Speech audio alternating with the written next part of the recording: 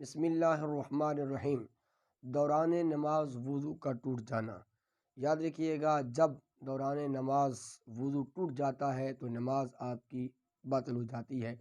دو صورتیں ہیں۔ پہلی صورت تو یہ ہے کہ بندہ جس کا وضو ٹوٹا ہے وہ اپنے ناک پہ ہاتھ رکھ کے باہر نکلے تاکہ سائڈ سے ہو کر وضو کرنے کے لیے چلا جائے۔ دوسری صورت یہ ہے، علماء نے فقہاء نے بیان کیا ہے کہ اگر اس کو حیا اور شرم آتی ہے کہ لوگ کیا کہیں گے تو کھڑا رہے، لیکن نماز کی نیت سے وہ خارج ہو جائے اور رکوع سجود ادا کرتا رہے، لیکن نماز کی نیت اس کی نہ ہو۔ لیکن بہتر طریقہ یہی ہے کہ جو ہی وضو ٹوٹے تو وہ نکل جائے، کنارے سے ہو کر وضو کرے۔ اب دیکھنا ہے، اس کی دو صورتیں ہیں۔ اگر امام کے پیچھے تھا اور امام جماعت کرا رہا ہے، اس کی ایک دو رکعتیں رہ جاتی ہیں تو یہ واپس آئے اور امام کے ساتھ مل جائے۔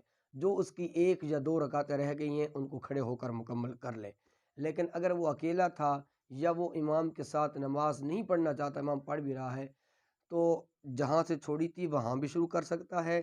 اور کیا ہے، دوسری صورت یہ ہے کہ وہ از سر نو پڑھے۔ لیکن فقہا فرماتے ہیں جب وضو ٹوٹ جائے اور وضو کرنے کے لیے چلا جائے، وہ ایک یا دو رکعتیں جو پڑھی تھیں تو بہتر طریقہ یہ ہے کہ وہ از سر نو نماز ادا کرے۔